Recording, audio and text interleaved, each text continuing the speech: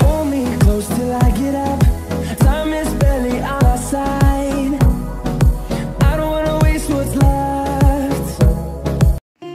Hello guys, माझं नाव आहे रुद्रा आणि welcome to travel diaries of Rudra's या चॅनलवरती तुमचं फार फार फार स्वागत आहे.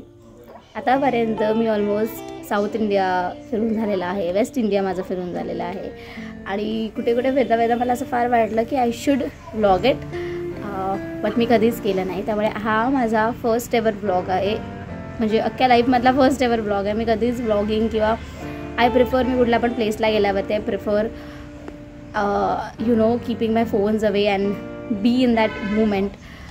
बट मला भरपूर जण असं सजेशन होतं की you should vlog it because तू स्वतःच अरेंज करते जाते, so it's fun to watch आणि वेगळे वेगळे आपले वेगळे ॲडव्हेंचर्स होतात. That is different. So I decided that I'll start vlogging this. आणि ऑफकोर्स फर्स्ट ब्लॉग आहे म्हटल्यावरती गणपती बाप्पाचा आशीर्वाद तर 100% पाहिजे. म्हणून ह्या फर्स्ट व्लॉगला आपण जाणार आहोत गणपतीपुळे मंदिरला. तर आम्ही पकडली होती 12:05ची तुतारी एक्सप्रेस दादरवरनं, जी सकाळी 9ला पोचते रत्नागिरी रेल्वे स्टेशनला. आम्ही 2ACचं बुकिंग केलेलं कारण ऑक्टोबर हीट होती आणि फार गरमी होती आणि इकडे रजत थोडं बजेट घालायला स्ट्रगल करतो आहे. आणि सकाळी एक्झॅक्टली 9 वाजता आमची ट्रेन पोचली रत्नागिरी रेल्वे स्टेशनला. गोरी दिसते मी सकाळी 9 वाजता पण विदाऊट आंघोळ करता. हे गोरक्षण्याचं पर्क असतं, बाहेर नाही तर गच्चे दिसते. तर आम्ही ऑप्शन घेतला डायरेक्ट रिक्षाने गणपतीपुळेला जायचा कारण आम्हाला वेळ वाचवायचा होता. आणि जो आरेवारे बीचचा व्ह्यू होता तो एवढा सुंदर होता आणि लकीला मला अजिबात पाऊस मिळाला नाही, त्यामुळे अजून मजा आली या व्ह्यूची. हाय, सो आम्ही रूमवरती पोचून ऑलमोस्ट 1 आवर झाला. आम्ही काय प्रिफर केलं, रत्नागिरी स्टेशनवरनं तुम्हाला ST स्टँडला जायला 200 रुपीज लागतात आणि तिकडून जर तुम्ही ST पकडली तर ऑफकोर्स आय थिंक 100-150मध्ये तुम्ही इकडे पोचू शकता. पण परत तुम्हाला गणपतीपुळेला उतरून तुमच्या स्टेलापर्यंत जाण्यासाठी अगेन तुम्हाला रिक्षा किंवा काही करावं लागते. सो आम्हाला रिक्षाला काका भेटले, त्याने आम्हाला 500 रुपयात आमच्या होमस्टेपर्यंत सोडला. तर आम्हाला माहीत नाही की हे ॲक्च्युली स्वस्त पडलं का महाग पडलं, बट मी त्यांचा नंबर खाली डिस्क्रिप्शनमध्ये देणार आहे सो दॅट तुम्ही त्यांना कॉन्टॅक्ट करू शकता. ॲक्टिवा भेटते 700 रुपीजमध्ये आणि 300चं फ्युएल मीन्स 1000-1200मध्ये आम्हाला एक दिवसाची ॲक्टिवा भेटणार आहे. प्लस आम्ही आमच्या डिसिजनप्रमाणे जिकडे आम्हाला फिरायचं तिकडे आम्ही फिरू शकतो. सो त्यामुळे आम्ही विचार केला की आता मी ॲक्टिवा घेणार. So I get ready and then will go for the Darshan.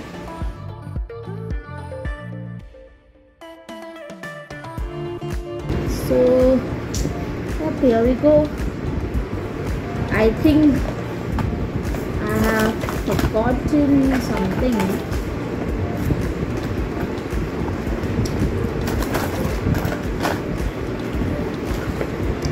I'll just blend it now.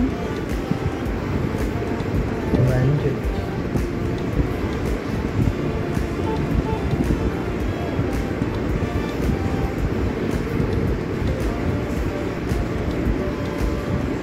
So I mostly use my hand only to blend it. I don't like the puff.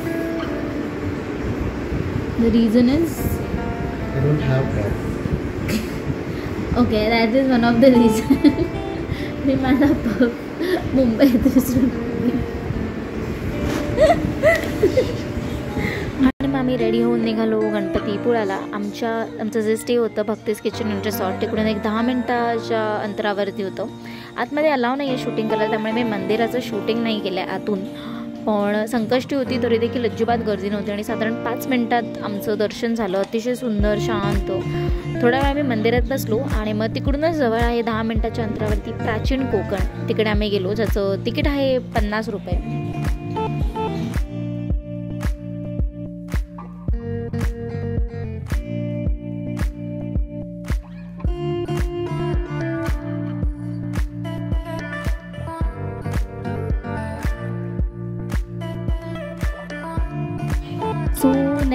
Spot जो प्राचीन कुंभारच्या समोर होता magic garden, त्याचं ticket आहे 200 रुपये, परंतु आम्हाला काय एवढं खास नाही ते वाटलं, त्यामुळे तुम्ही ते स्किप केलात तरी चालेल. आम्ही इकडे याच्यासाठी आलो कारण आम्हाला ज्या स्पॉटला जायचं होतं तिकडे जाण्यासाठी फार ऊन होतं आणि आम्ही लंच हा मंदिरात केल्यामुळे आम्हाला थोडं थांबायचं होतं, त्यामुळे आम्ही इकडे आलो. 4 वाजता आम्ही आमच्या ॲक्टिवा घेऊन आरेवारी बीचचा व्ह्यूचा अप्रतिम असा आनंद घेत आमच्या इम्पॉर्टंट एका स्पॉटला गेलो, जो मी तुम्हाला पुढे दाखवणार आहे व्हिडिओमध्ये. आणि हा आहे तो spot which is ocean fly zipline. He zipline आहे आरेवारेवरून आणि त्यामुळे मी थांबलेलो जरा ऊन कमी व्हायला. आम्ही डिसाईड केलं कपल झिपलाईन, त्याचे पर पर्सन चार्ज आहेत 600 रुपीज.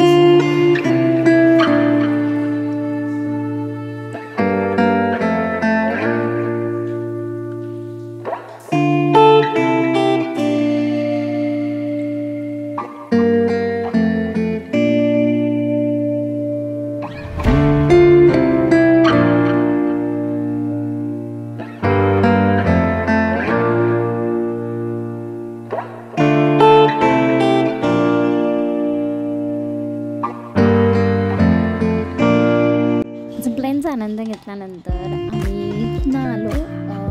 एक छोटंसं चहाचं आणि मॅगीचं दुकान होतं, तर तिकडे आम्ही थांबलो, नाश्ता केला. आणि माझा एक रूल आहे, मी प्रत्येक ट्रिपला मॅगी नक्कीच खाते, सो एक रिच्युअल मी फॉलो करते.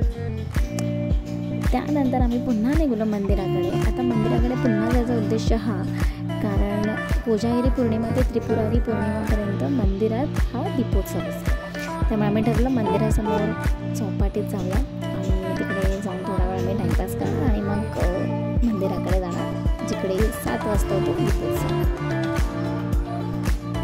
दीपोत्सवानंतर आम्ही रिटर्न आलो आमच्या रूमला आणि आम्ही जेवणासाठी थांबलेलो. आणि ह्याच्यानंतर मी ॲक्च्युली जास्त काही शूट नाही केले, तर हा होता आमचा डे 1